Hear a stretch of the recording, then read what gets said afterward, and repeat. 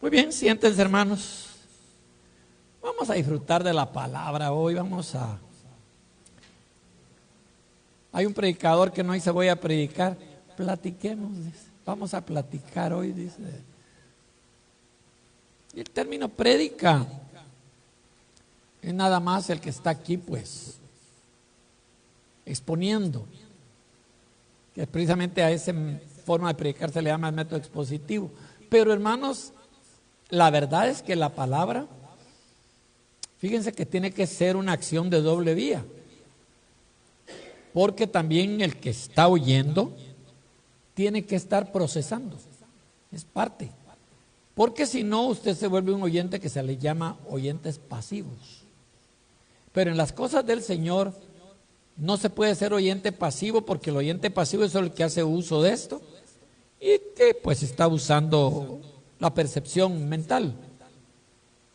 Pero en las cosas espirituales, cuando se imparte la palabra, aparte de eso, usted tiene que estar procesando espiritualmente para que eso se vuelva rema, parte de nuestra vida.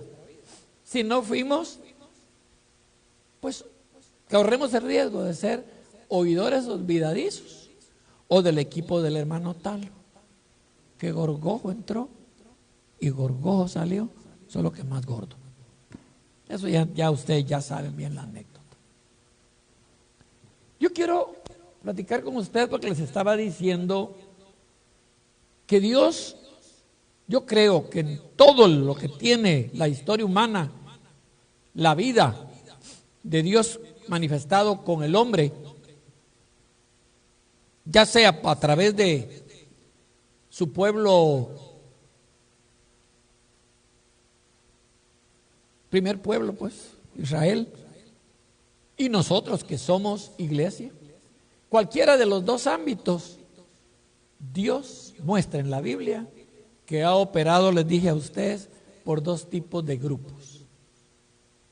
Por un lado, pues por los remanentes. Y remanente, ya les dije una vez, que no es sobrante como muchos creen. Regularmente, coloquialmente, la costumbre popular es que un remanente es lo que me sobró.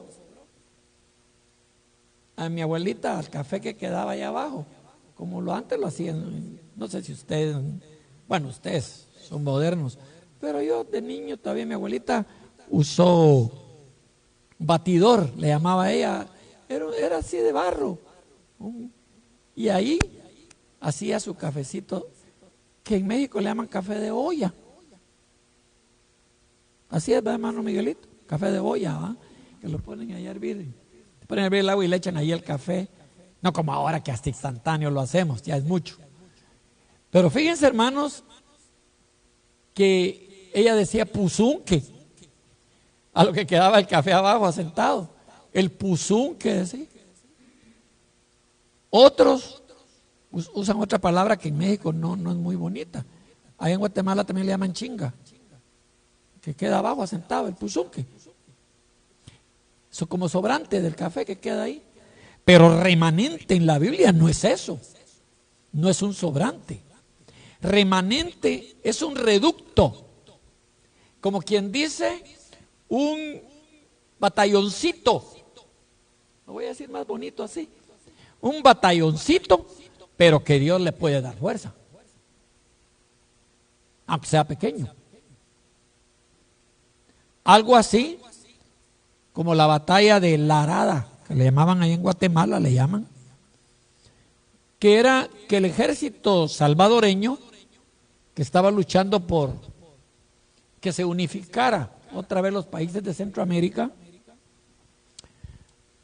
El Salvador armó bien su ejército fuerte y se quiso meter pues a Guatemala a través de un departamento que está a la par del nuestro, esa capa, se llama Chiquimula, y ahí en Chiquimula hay un municipio que se llama San José La Arada.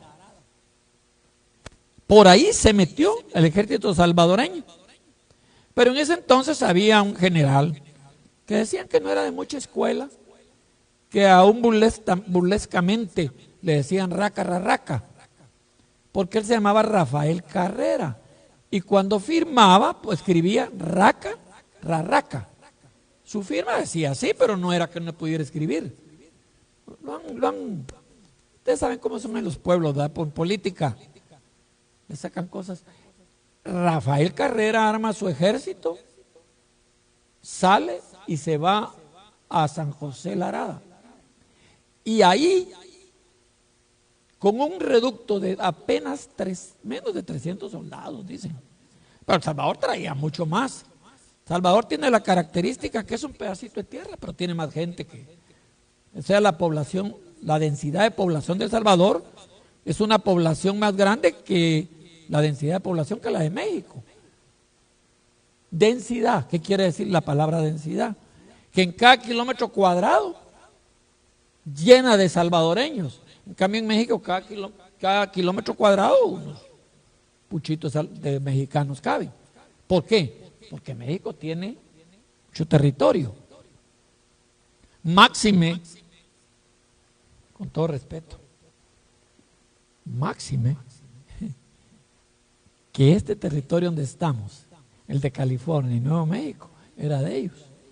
Felicitaciones, hermanos de México. ¿Qué era de ustedes? Era, lamentablemente. Pues hermanos que creen, con ese reductito, con ese remanente, don Rafael Carrera le gana a los salvadoreños, hermano. Un remanente. Hay estrategias, hay muchas anécdotas que se cuentan, pero esto no viene al caso. Lo que quiero es que se capte que remanente no es sobrante. Dios no actúa con sobrantes. ¿Oye? Sí, es que algunas veces, cuando se ven las congregaciones pequeñas, las ven despectivamente. Y por eso a mucha gente le gusta ir a las congregaciones multitudinarias, ¿verdad? Pero ahí, en esa congregación multitudinaria, usted es un puntito, no un remanente. Con todo respeto. En cambio, donde usted está iniciando con un grupito, eso es un remanente. Y Dios, si leen ustedes la Biblia, ha hecho cosas maravillosas a través de remanentes. Pero lo otro, a lo que quiero hoy basarme, no es hablar sobre los remanentes. Otra manera de que Dios ha obrado es abriendo brechas. Brechas, ¿ustedes saben qué es una brecha? Bueno, se las voy a contar así coloquialmente. Cuando van a abrir una carretera, lo primero que se abre es brecha. O de una vez asfaltan. ¿Ah? De una vez hacen los, ¿cómo se llama lo que ponen a la orilla donde corre el agua llovediza? Ahí tienen un nombre. Cunetas, ¿verdad? Cunetas. Las cunetas donde corre el agua para que no se vaya a ir el asfalto. ¿De una vez lo hacen? No. Comienzan descombrando, tirando pues arbustos y ver por dónde meten el primer tractor. Bueno, por supuesto, hermanos, van los topógrafos y saben por dónde les queda mejor llevar la carretera. Pero lo primero que abren es brecha. Y es increíble.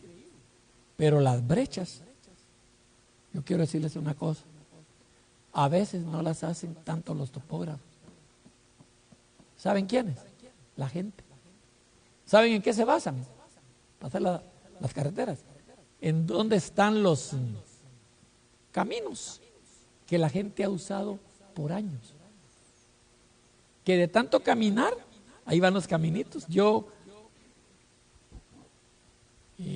El sexenio pasado del gobierno de México, yo disfrutaba ver cómo era que estaban haciendo los caminos que le llaman artesanales en México, que es que el gobierno decidió darles el dinero a las comunidades, a los pueblitos, a las aldeas, su cemento, su dinerito, y ellos iban a comprar su cemento, su hierro y todo, y su piedra, y hacer, ahí hay caminos artesanales, hermanos, que cuando yo los veo, qué lindo, de piedra y cemento, y hierro, por supuesto, bien baratos salieron.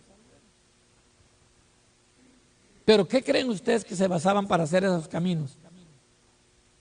la brechita que abrieron los que caminan. Por eso un famoso escritor que dijo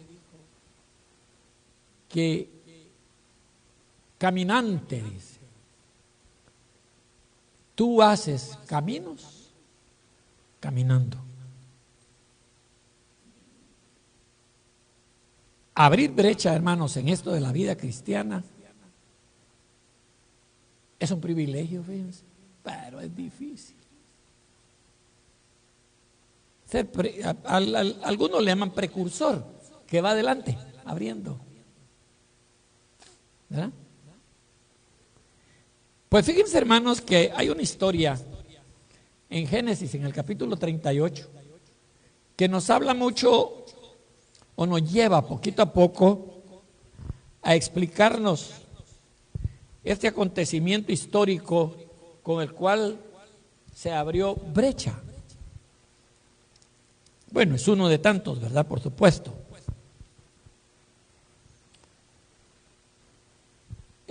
Ustedes tendrían que leer mucho desde antes, hermanos, para conocer cómo la historia de José, cómo fue vendido por sus hermanos, que lo tiraron en una cisterna, que después Judá les dijo, no hombre, miren, ¿para qué lo vamos a matar?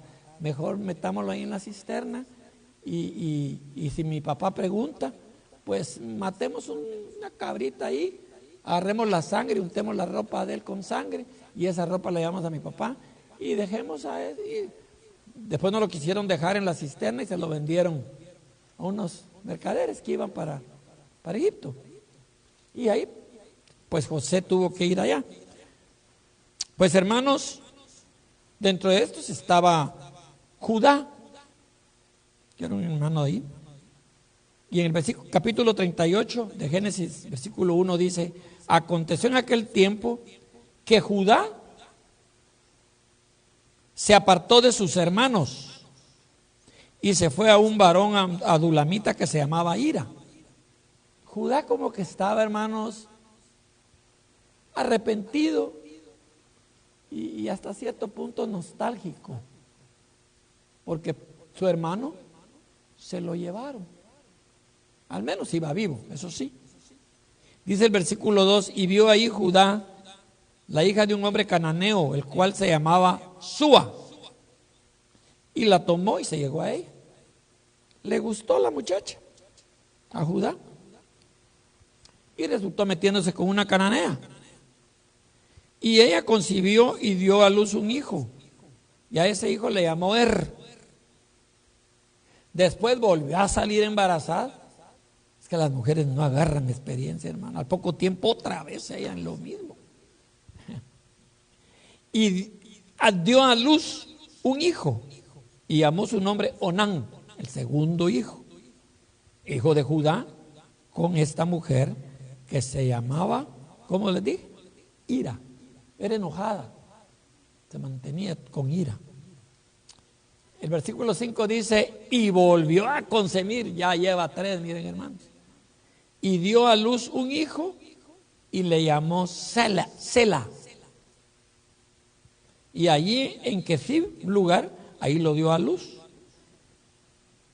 Entonces, después Judá tomó mujer para su primer hijo, para el primero que tuvo. ¿Cómo se llamaba el primer hijo? Y tomó mujer para ese su hijo y esta mujer se llamaba Tamar. El primogénito de Judá, fue malo, no le salió bueno ni a Judá ni tampoco a Ira. Y entonces fue malo y pues Jehová lo mejor que pudo haber hecho era habérselo tronado y le quitó la vida. Entonces Judá dijo a Onán, mira vos, le dijo, la costumbre de los judíos, ustedes saben hermanos que si se quedaba viuda la cuñada, entonces el cuñado pues tenía que tomarse el cargo, ¿verdad? Y agarrarla como mujer. Esa era la ley para ese tiempo. Estaba seria la cosa, hermano. Que había que agarrar a la cuñada, fíjese usted. Pero así pasó.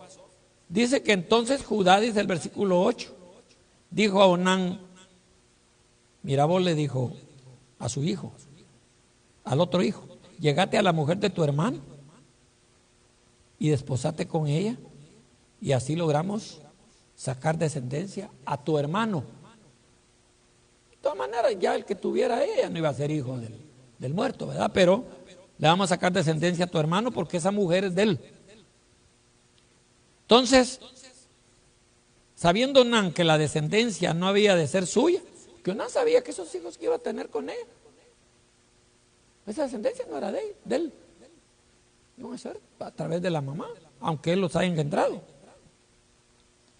Sucedía que cuando llegaba a tener vida íntima, relaciones con ella, ¿qué creen que hacía el hombre este hombre con su cuñada?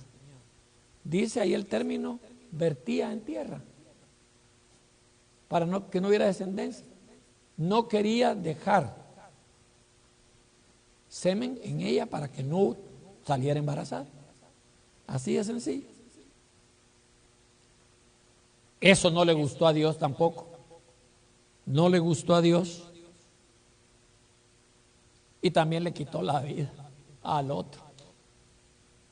Le quitó la vida al segundo. Y Judá le dijo a Tamar, su nuera, porque a Tamar se le va el segundo, fíjese usted. Fue el primero y ahora se le va el segundo. Mira, le dijo Judá a la nuera, ya te fueron mis dos hijos, ¿sí? Quédate viuda en casa de tu padre, ándate para allá, hasta que crezca Sela mi hijo. ¿Saben por qué? Porque Sela, que era el tercer hijo de Judá, era menor de edad. Por supuesto, yo me imagino que Tamar feliz que le llegara un muchachito, puro jovencito, así como yo. Entonces, feliz ella, pero no, le dijo el suegro, mira, mi hijo está muy pequeño, no te lo puedo dar, tercer hijo. Ándate allá con tu papá hasta que crezca Sela mi hijo y entonces ya te lo doy.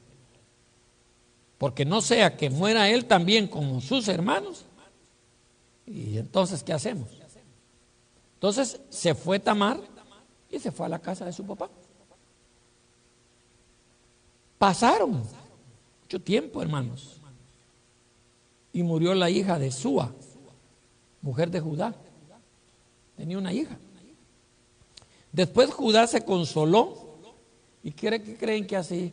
Subía a los trasquiladores de las ovejas, los que se encargaban de sacar la piel, ¿cómo se llama? La lana. Él y su amigo Ira, el adulamita. Y entonces le fue dado aviso a Tamar, diciendo, he aquí, mira tu suegro, sube a Timnat a trasquilar ovejas. Ahí está tu suegro. Entonces dijo ella, yo me voy a quitar las vestiduras ya de mi viudez, del segundo hijo. Y se cubrió con un velo y se arrebozó y se puso a la entrada de Enaín junto a camino de Timnat, porque veía que había crecido Sela, el cuñadito, el jovencito, y ella no era dada a él por mujer. Dijo, ya tiene del pato, ¿y qué será que Judá no me lo da? No me lo entrega, porque la tercera es la vencida. Dijo, ya viene el tercer, ya viene otro cuñado también.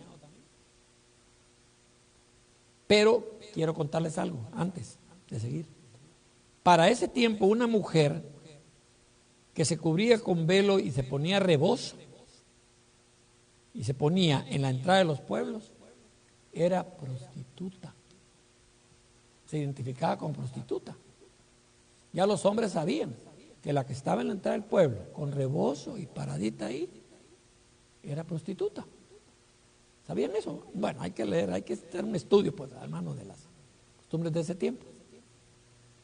Y entonces dice en el versículo 15, la vio Judá y la tuvo por ramera, porque ella había cubierto su rostro. Y se apartó del camino hacia ella y le dijo, déjame ahora llegarme a ti. Miren ustedes el Judá, ¿verdad? Mira, dame tus servicios de prostituta.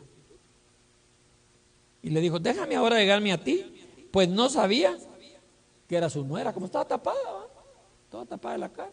No sabía que era la nuera que le había enviudado 2 veces. Mira, yo quiero tener relaciones contigo. Entonces, déjame llegar a ti, le dice en el versículo 16. ¿Y saben qué le dijo Tamar? ¿Y qué me vas a dar? ¿Con qué me vas a pagar el servicio? Él le dijo, yo te voy a enviar del ganado un cabrito, de las cabras. Y ella le dijo, no. Yo quiero una prenda. Dame una prenda hasta que lo envíes. ¿Y qué prenda querés? Le dijo él. Y ella le dijo, yo quiero tu sello. Ustedes saben que en ese tiempo el sello era muy importante, hermano. Tu cordón, que se ponían aquí en él. Y quiero tu vara, tu báculo, símbolo de autoridad. Esas 3 cosas que son tuyas. Y vino él, hermanos. Y no mira que se los da, pues. Le dio las 3 cosas. Y se metió con ella. ¿Y qué cree? Concibe de Judá. Del suegro. Entonces Judá, pues prácticamente se convirtió en suegro marido. Suegro marido diríamos, ¿verdad? Entonces dice el versículo 19 que él se levantó y se fue. Y entonces vino Tamar, se levantó, también se fue, pero se quitó el velo ya de prostituta y se volvió a vestir de viuda.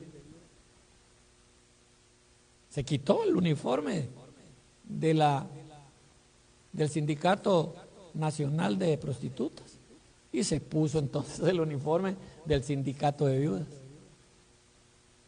Otra vez. Entonces Judá envió el cabrito de las cabras por medio de un amigo, el adulamita, para que recibiera pues la prenda de la mujer. Pero ya no la halló, ya no la encontró. Y estuvo preguntando por ella, ¿dónde está la ramera de Naín? ¿Y quién le iba a responder? Aquí no hay ninguna ramera, le dijeron. Si Tamar se disfrazó solo mientras llegaba el suegro. ¿Sí me están captando, hermano, la historia, verdad? Estoy dándoles toda la secuencia para que miren lo que es un remanente.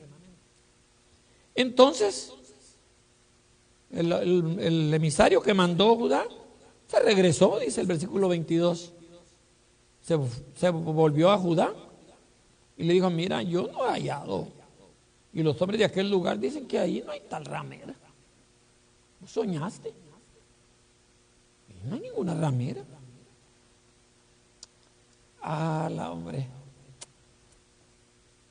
No la hallaste, no, le dijo. Bueno, tómatelo para sí, pues, para que no seamos menospreciados. Aquí yo envié un cabrito y tú no lo hallaste. Al cabo de unos meses, dice el versículo 24, si ustedes lo leen, fue dado aviso a Judá y le dijeron, fíjate que Tamar, tu nuera, fornicó. Porque mira, le dijeron, anda con tremenda pancita. Se quedó Judá, pero ya se puede imaginar los ojos que puso, ¿verdad? Hijo, le dijo esta, me estaba jugando 2 cartas quizá al mismo tiempo, conmigo y a saber con quién. Pero acuérdense que él no sabía que era Tamar. Para él era una prostituta. Entonces Tamar, para él está embarazada, saber de quién. Entonces, está encinta, le dijeron, por sus fornicaciones. Tal vez me le recogen, hermanos, si me hacen favor. Christopher está haciendo tomas, pero para abajo.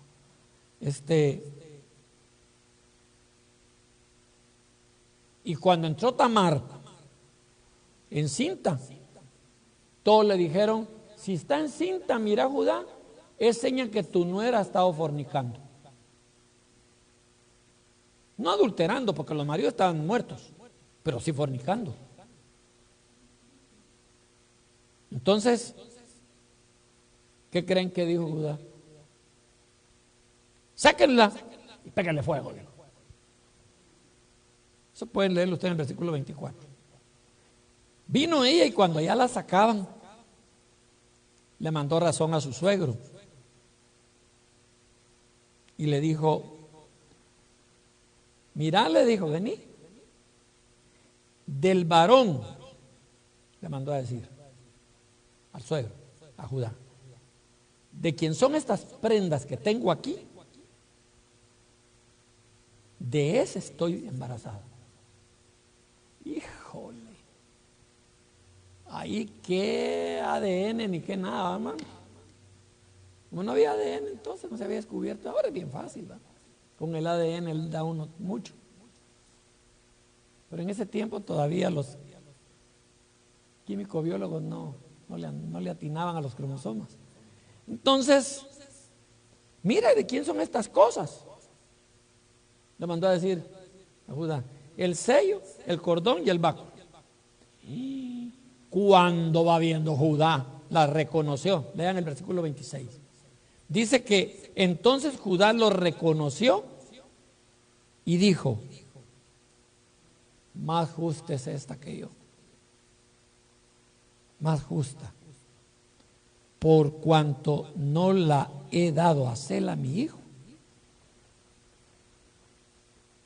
Y nunca más la volví a tocar, ¿verdad? Por supuesto. Bueno, llegó el tiempo de dar a luz y resultó que la Tamar tenía gemelos. Cuando le hicieron el ultrasonido, 2, no había ultrasonido, pero había 2 muchachitos ahí. Cuando estaba dando a luz, uno sacó la manita primero y la partera dijo, bueno, como en ese tiempo era muy importante ser el primero, el primogénito, el que abría brecha. Y vino ella y dijo, para que se conozca, le voy a amarrar este cordoncito rojo aquí en el bracito para saber quién salió primero. Dijo, que había sacado su manita. Quiere decir que le había llegado primero aquí al mundo. Pero viene y choca y nos jala el brazo, pues, y mete la mano ustedes, ya dando casi a luz.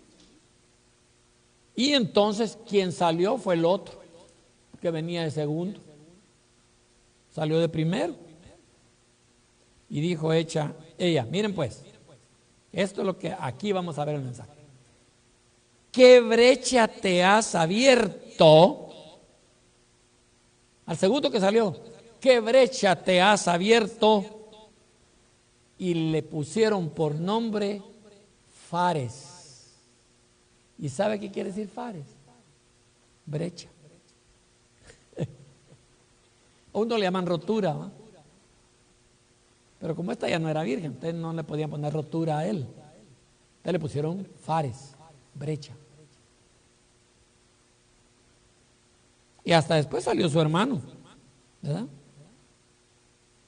En su mano el hilo que tenía y a ese le llamaron Zara con Z. Tan nombre mujer le pusieron, pero no es del arco iris. Era cuestión de los nombres.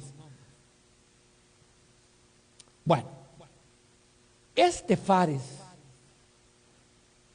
fue brecha. Increíblemente. Hermanos, se viene todo el proceso y ya ven ustedes que cómo aparece después el problema de Josué en Egipto y todo lo que ustedes conocen. Pero es increíble, hermanos, lo que ustedes pueden seguir leyendo sobre Fares, que realmente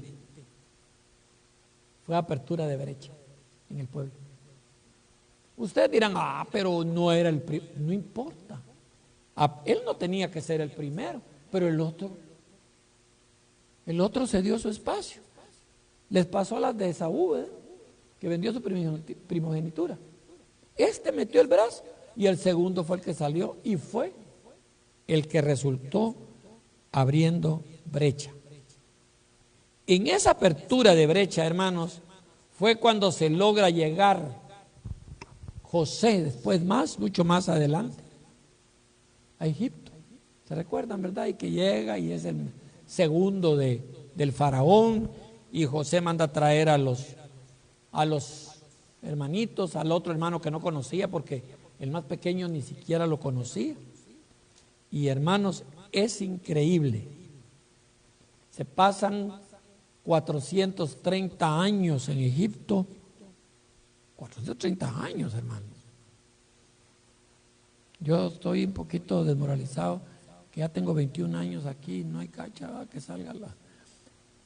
Y ellos 430 años esperando que les saliera la residencia. Y hermano, en lugar de salir la residencia, el presidente ese es como que era algo así, parecido a los de este tiempo, porque miren, 430 años y poniéndole más trabajo y diciéndole, bueno, ahora ya no le voy a dar paga, ahora ustedes tienen que ir a recoger y ahora que hagan más ladrillos. Más difícil la cosa. ¿Pero qué creen? Por eso aparece un muchachito que por librarlo del chío de Faraón, lo meten al río Nilo, lo rescatan, va a parar a la corte de Egipto, del Faraón. Todo eso ustedes lo saben. ¿Se acuerdan? Moisés. ¿Y quién era Moisés? El que el Señor tenía escogido como libertador de su pueblo. Ay, yo quisiera dar más largo esto, pero no quiero desesperarlos mucho. Yo quiero hacerles una pregunta, hermanos. ¿Y no será que uno puede ser brecha también? ¿No será que usted puede ser brecha a saber de quién es? Aunque sea un grupito aquí y un remanente. ¿Cómo es posible que uno que fue a parar a la corte, pero realmente era esclavo? Moisés, ya después que era esclavo, extraditado, ¿cómo se llama? Mandaba al exilio, ¿verdad? Se atraviesa solito todo el desierto, vuelve a regresar. Hermanos, yo no sé ese Moisés que aguante, hombre. Porque el boleto para ir allá donde Jetro, que era el suegro, lo pagó de ida y vuelta. Y cuando regresa, agarra un boleto solo de ida. ¿Oye? ¿O no? Pero con un gentío. Solo de ida, pero con un gentío. Yo me pregunto, Dios mío, ¿cómo es posible que de uno que abrió brecha allá se desarrolla todo un proceso histórico para que venga ahora a sacar una gran cantidad de gente que tenía 430 años de ser esclavos? ¿Cómo son los designios de Dios, verdad? Hermanos, ¿no será que usted está tristón porque vemos poquitos? Porque somos brecha. O tenemos que abrir brecha, mejor dicho, porque somos remanentes. O sale más chulo echar viaje todos los domingos a Austin, con todo respeto, ¿verdad? E irnos a reunir allá, ¿cómo se llama el lugar? ¿Cómo era? Lakewood. Más chulo allá, hermanos. Que ya no tengo necesidad yo de ser brecha. ¿Verdad que no? Ahí no, ni cuenta se dan que yo llego. Y remanente, menos.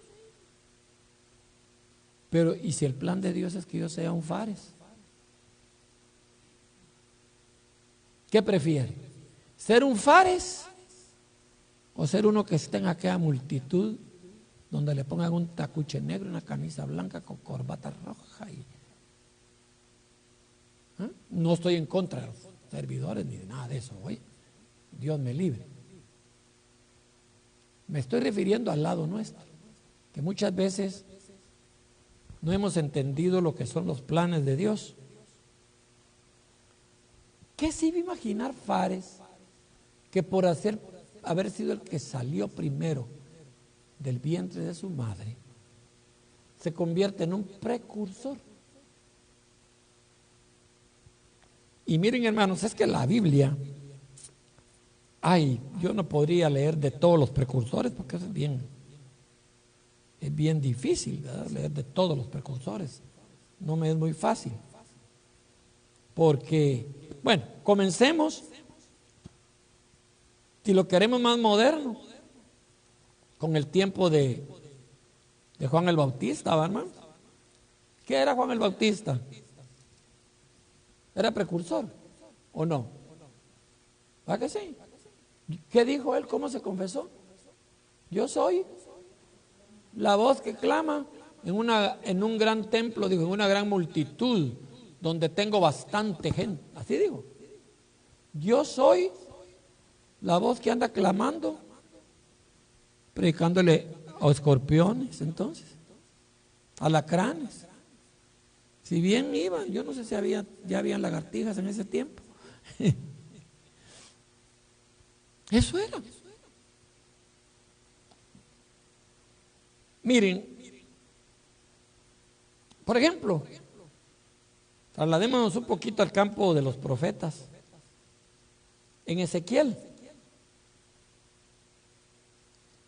en el capítulo 24.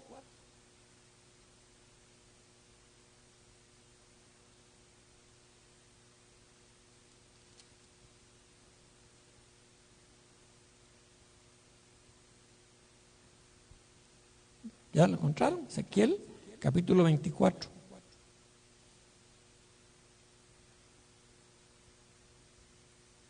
Fíjense que en el versículo 15 dice: vino a mí palabra de Jehová diciendo: hijo de hombre, he aquí que yo te quito de golpe el deleite de tus ojos. No endeches, ni llores, ni corran tus lágrimas. Deja de estar suspirando. Eso quiere decir reprime el suspirar. Deja de estar suspirando por otro lado. No hagas luto de los mortuorios, de los muertos. Amarrate tu turbante sobre ti, ponete tus zapatos en tus pies. No te cubras con rebozo ni comas pan de enlutados. ¿Qué estaba pasando entonces con el hermano Ezequiel? Estaba haciendo eso porque se le había muerto la mujer, se le había muerto la esposa a Ezequiel. Y dice el versículo 10, hablé al pueblo, dice, por la mañana, dice el versículo 18, y a la tarde murió mi mujer, y a la mañana hice como me fue mandado. Se le murió la mujer, y Dios le dijo: deja de estar ya quejando y hablando como que estás de luto. Entonces, en el versículo 24 del capítulo 24 dice: Ezequiel pues os será por señal, según todas las cosas que él hizo, haréis. Cuando esto ocurra, entonces sabréis que yo soy Jehová, el Señor. Qué tremendo, hermanos. Ezequiel abrió brecha, aunque usted no lo crea. Porque recuerden que de ahí empieza una profecía contra Amón, una profecía contra Moab, profecía contra Edom, una profecía contra los filisteos, una profecía contra Tiro. Señor bendito, empiezan a venir una de profecías contra. Y aún profecía contra Egipto. ¿Por qué? Es increíble la brecha que se abre con Ezequiel, hermanos. Increíble. Abre brecha como un hombre que Dios escoge. Pero el momento no era muy alentador, no era muy bonito, no le agradaba mucho a la gente de ese tiempo. Pero hay más que abrieron brecha. ¿Qué dice si miramos 1 Samuel? En el capítulo 25.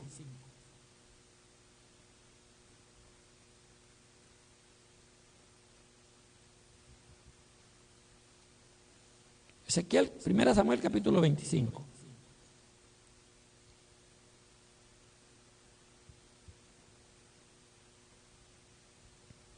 Dice, murió Samuel y se juntó todo Israel y lo lloraron y lo sepultaron en su casa en Ramá. Y se levantó David y se fue al desierto de Parán.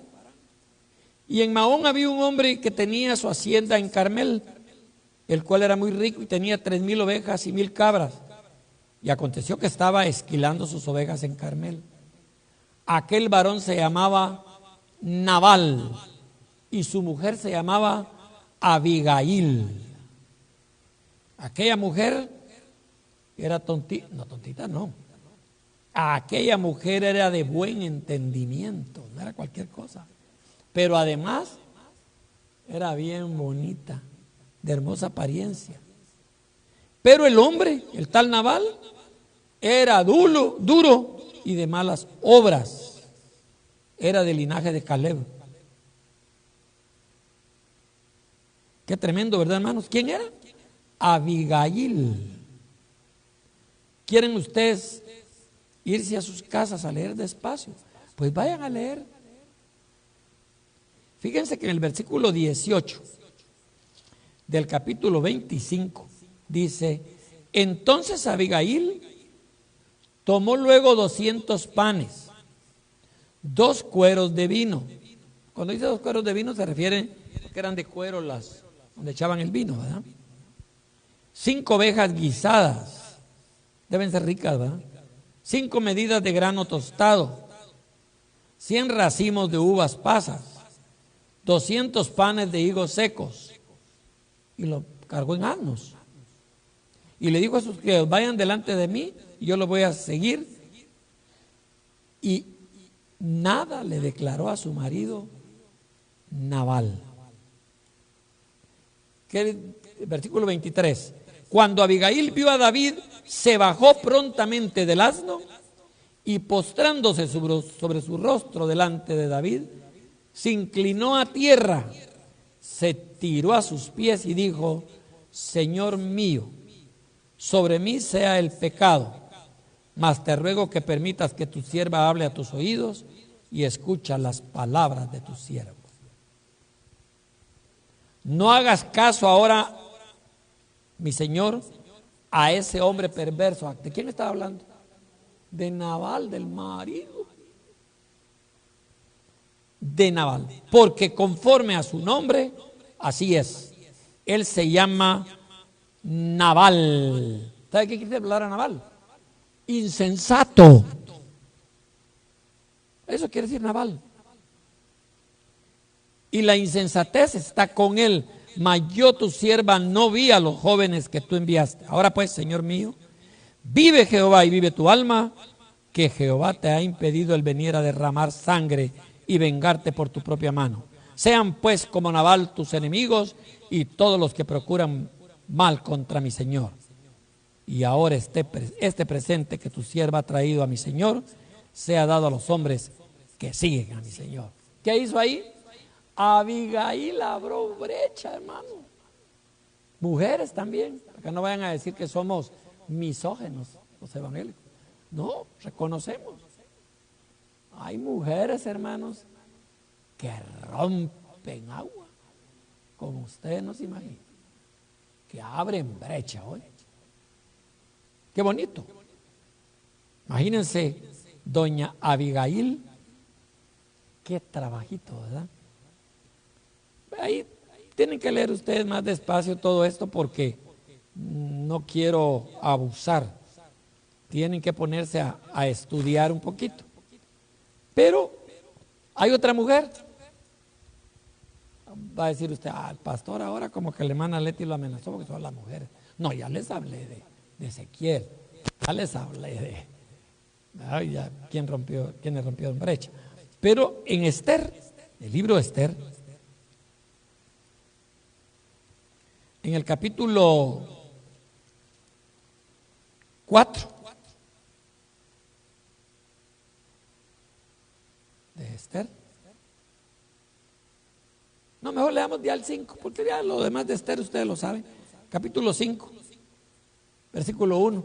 Aconteció que al tercer día se vistió Esther su vestido real. Ustedes saben que ella llegó a ser la reina. Pero aunque era reina, ella no podía entrar allá al trono del rey nada más porque quería entrar. Tenía que pedir permiso. Sí.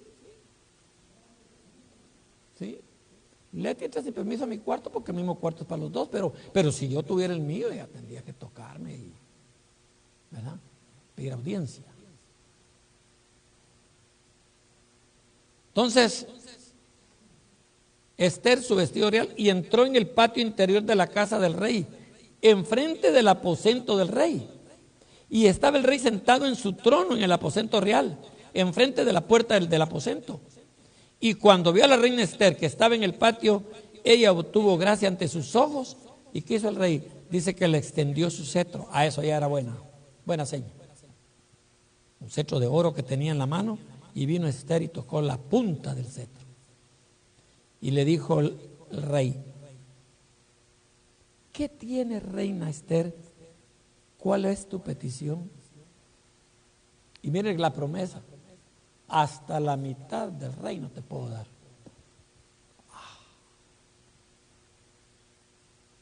Y Esther le dijo: si le place al rey, vengan hoy el rey y Amán al banquete que he preparado para el rey. Daos prisa, llamad a Amán para hacer lo que Esther ha dicho.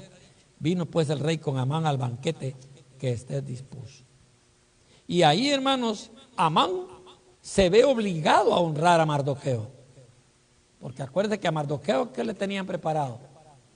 La horca. La horca. Y Esther se convierte en una precursora. Precursora. ¿Quién fue ahorcado a última hora? Amán. Amán. ¿Y qué salió de todo esto? Usted dirá, ¿y Esther qué sacó de ahí? Lee el capítulo 8, versículo 1. ¿Qué sacó Esther? ¿Qué fue a hacer? Hacer una fiesta para invitar al rey, la hago yo. Me jalo un gran azafate de pollo campero y los siento a todos allá que traigan, ¿verdad? No era tan fácil la cosa. En el capítulo 8, versículo 1 dice: el mismo día el rey Asuero dio a la reina Esther la casa de Amán, enemigo de los judíos. Oigan, era enemigo de los judíos. Y Mardoqueo vino delante del rey porque Esther le declaró lo que él era respecto de ella. Y se quitó el rey el anillo que recogió de Amán y se lo dio a Mardoqueo. Y Esther le puso a Mardoqueo sobre la casa de Amán. Precursora. ¿Oye? Precursora. Miren, hermanos, si ustedes leen el capítulo 9 de Esther, se van a dar cuenta cómo los judíos, después de todo esto, destruyen a sus enemigos. Por una mujer que quiso ser precursora ahí.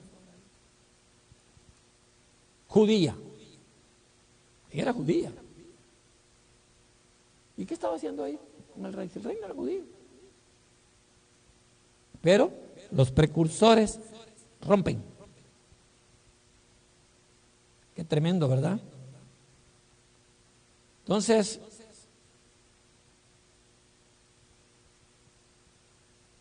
¿saben ustedes una cosa? Miren lo que es una precursora. El capítulo 10. Capítulo 10. del libro de Esther, versículo 1 dice: el rey Asuero impuso tributo sobre la tierra y hasta las cosas del mar. Y todos los hechos de su poder y autoridad y el relato sobre la grandeza de Mardoqueo, con que el rey le engrandeció, hace una pregunta: ¿no está escrito en el libro de las crónicas de los reyes de Media y de Persia? Quedó escrito. Porque Mardoqueo, el judío, fue el segundo después del rey Asuero, y grande entre los judíos, y estimado por la multitud de sus hermanos, porque procuró el bienestar de su pueblo y habló paz para todo su linaje. Bueno, yo quisiera darles más, pero hasta aquí me voy a aguantar. Hasta aquí voy a dar. ¿Y Jesús qué? ¿Qué dicen ustedes? ¿Fue precursor? ¿Ah? ¿Primicia de qué dice que es Jesús? De los que resucitaron. Ah, no, resucitó primero, ¿cómo se llamaba el que resucitó? ¿Ah? Lázaro. No, porque Lázaro, quiero decirles una cosa, se volvió a morir.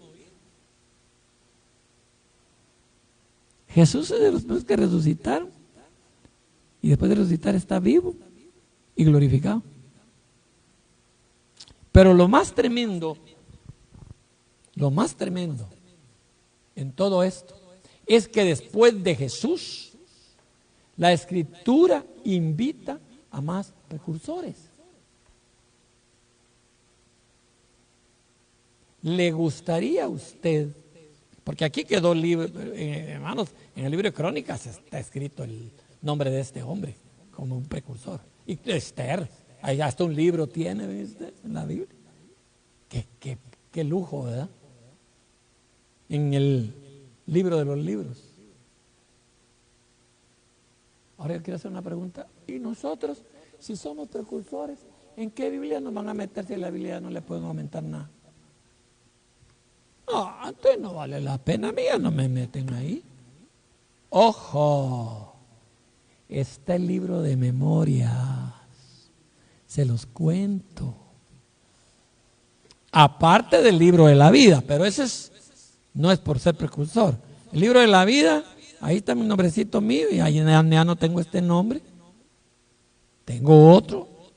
Ahorita no lo conozco, sí lo voy a saber. Tal vez la semana entrante, si ya nos vamos, se los voy a enseñar. Hoy. Pero quiero decirles algo. Lo que sí es seguro es que si cada uno de nosotros nos volviéramos precursores, ¿saben ustedes una cosa?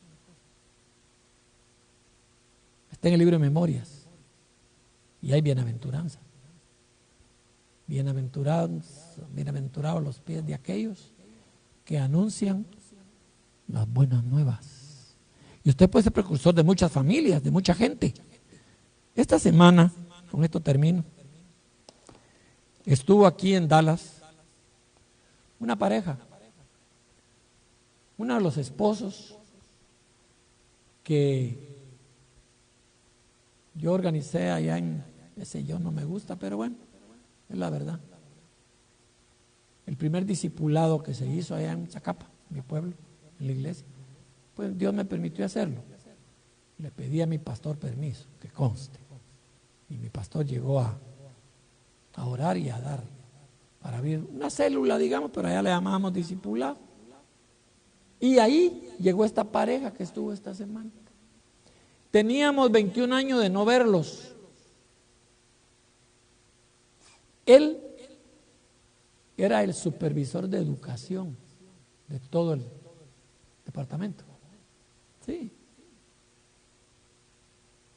Cuando llegó al Señor ya no fumaba, ¿vale? ¿O sí?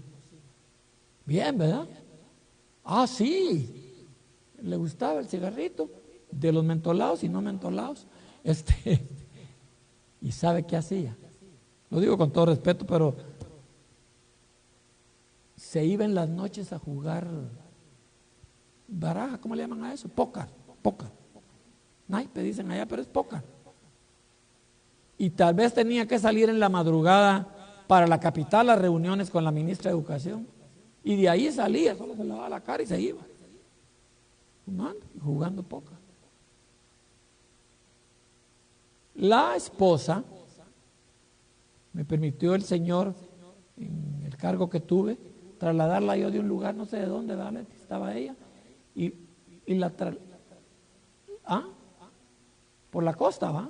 Y la trasladé a la cabecera, a la escuela donde trabajaba mi esposa. Y ahí mi esposa le empezó a hablar porque ellos eran adventistas del séptimo día. Y había cosas que no. Se enfermó y bueno, por ahí empezó la relación con la esposa de él. Y después abre el discipulado y llega a él. A ese discipulado llegaban médicos, abogados, profesionales. Bueno, me criticaban mucho porque llegaban inconversos, hermano, de un discipulado. Pero también era un brazo evangelístico. Respetaban mucho. Pero al terminar el discipulado me daba risa porque siempre daban cuscús. Y atrás de la casa donde hacíamos el discipulado, se iban rapidito ellos a echarse el cigarrito. Y ya echándose el cigarrito volvían y a comer. No les debían de dar, les decía yo, porque ya fumaron. Los molestaba. Este hombre llegó al Señor. Llegó al Señor. ¿Dónde? En Acapulco. Fueron a un retiro a Acapulco.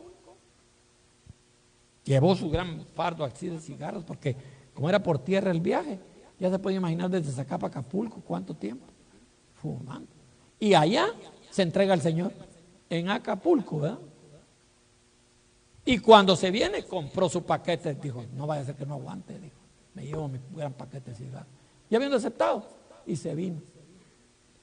Al poco tiempo paró el bus, pues para pasar al departamento de quejas, ¿no? ¿Y qué creen? Se quiso echar el primer cigarro. Vómitos por todo el viaje. Agarró el paquetón y dijo, bueno, aquí son cuestiones. Agarró, lo hizo un nudo y lo tiró hasta la basura. O me muero por no fumar, pero me voy con Cristo. Y se quedó. ¿Qué me importa? Y se vino. Nunca más un cigarro. Hasta ayer que lo vimos, nunca más va, no voy a decir el nombre. Sí, me dijo, nunca más. Y nunca más. Hubo poca. El club de ese a mí me echaban la culpa porque les bajaron las entradas. ¿Qué les quiero decir con esto? Es increíble lo que es el precursor. La mujer de él fue precursora en su familia. Y ahora resulta con que su hijo, que nosotros lo ministramos y todo, es un médico, y su esposa médico. Y están en la obra de Dios, en Chiquimula, la par de Zacapa. Imagínense lo que significa el proceso del precursor. Por eso dice, ustedes no conocen mis pensamientos ni mis caminos, yo ya los tengo trazados.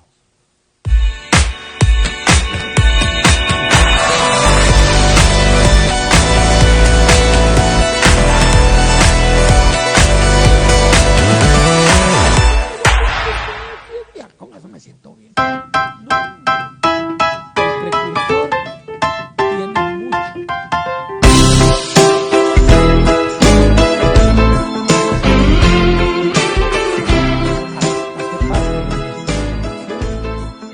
Va a llegar a redundar en beneficio el ser precursor hoy.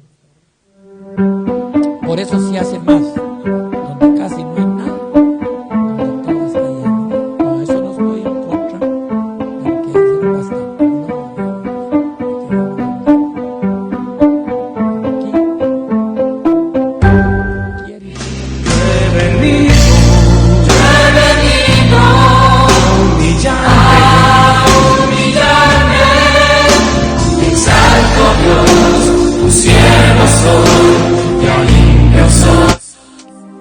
bien.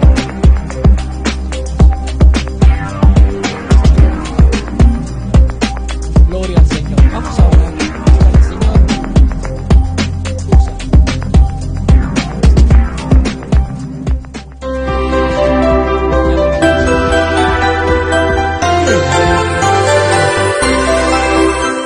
Padre, no para hacerme un nombre, no, Padre bendito, para ganarme prestigio.